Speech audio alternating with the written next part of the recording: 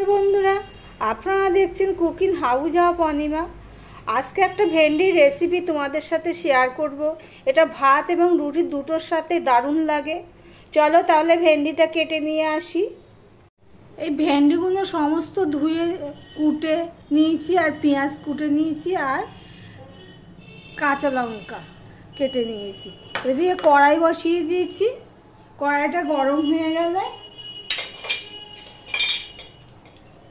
দিয়ে দিলাম সর্ষের তেল।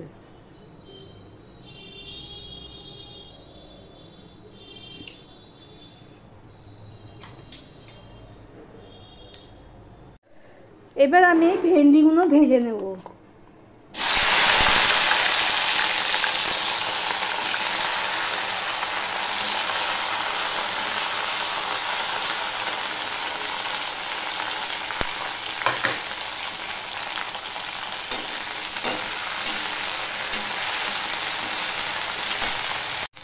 ভেন্ডিগুলো ধুয়ে কুটেছি। ভেন্ডিগুলো যদি কুটে ধোয়া যেত, তাও কাটা যেত, তাহলে কি হতো, নালসে বা পিছিল পিছিল ভাবটা থাকতো।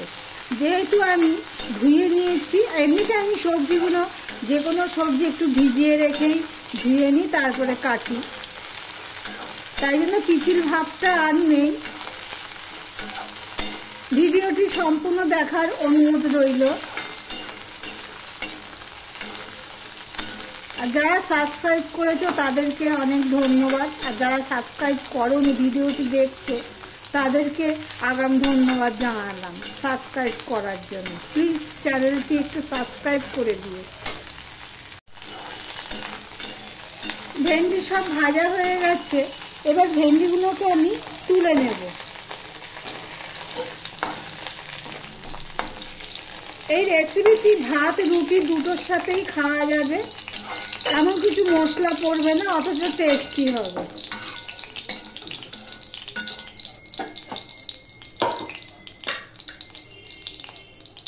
এবারে কড়াইতে একটু তেল দিয়ে দেব।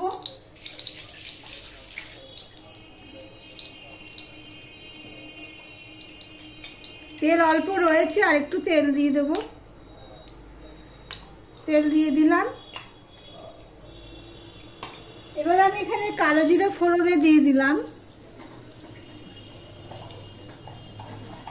কালো জিরাটা হয়ে গেলে আমি এখানে পেঁয়াজ আর কাঁচা লঙ্কা কুচিয়ে রেখেছি, সেটা দিয়ে দিচ্ছি।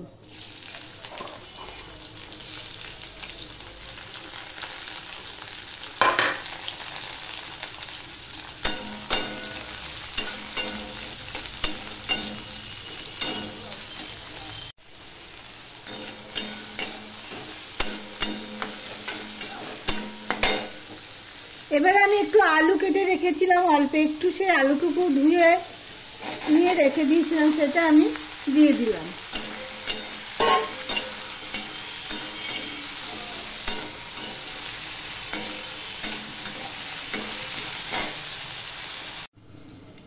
আমি ঢাকা দিয়ে দিয়েছিলাম আলুটা নরম হওয়ার জন্য।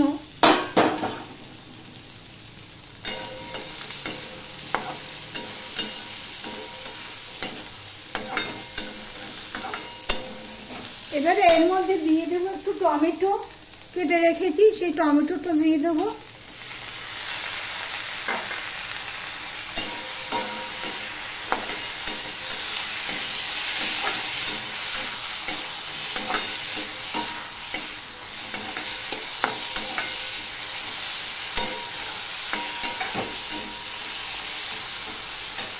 আবার একটু ঢাকা দিয়ে দিলাম। এবারে ঢাকাটা তুলে আমি স্বাদ অনুযায়ী নুন দিয়ে দিলাম, হাফ চামচের হলুদ গুঁড়ো দিয়ে দিলাম, আর লঙ্কার গুঁড়ো না দিলেই নয়, সামান্য একটু লঙ্কার গুঁড়ো দিয়ে দিলাম, একটু জিরের গুঁড়ো দিয়ে দিলাম।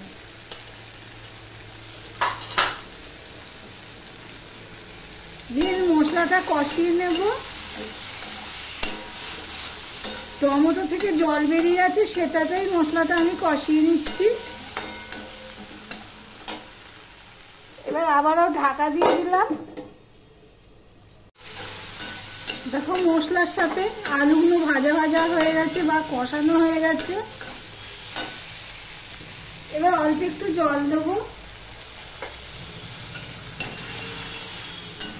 জল দিয়ে এই ভেন্ডিগুলো দিয়ে দেবো, ভাজা ভেন্ডিগুলো দিয়ে আবারও নেড়ে চেড়ে একটুখানি কষিয়ে নেব।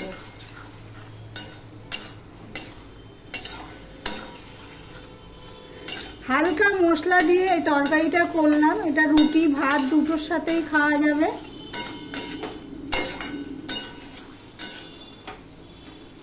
আলুটা সিদ্ধ আর একটু সিদ্ধ হবে,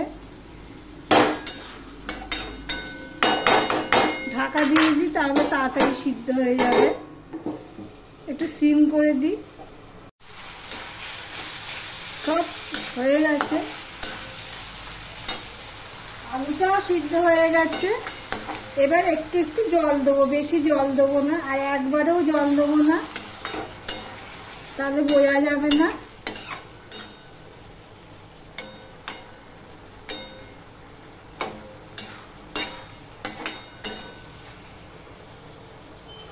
ব্যাস এইটুকুই জল দেবো।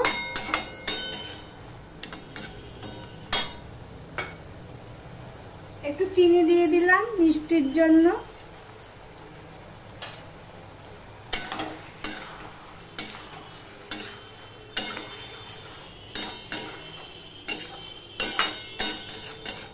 এই রেসিপিটি ভাত রুটি দুটোর সাথেই খাওয়া যাবে। গরমের উপযোগী রেসিপি একটা, গরমের সবজি, গরমের উপযোগী। এবার সিম করে দিয়ে 2 মিনিট রেখে দেবো। ভেন্ডির এই রেসিপিটি রেডি হয়ে গেছে। এবার গ্যাস অফ করে দেব, ডিশে সার্ভ করার জন্য নিয়ে তোমাদের সামনে চলে আসছি।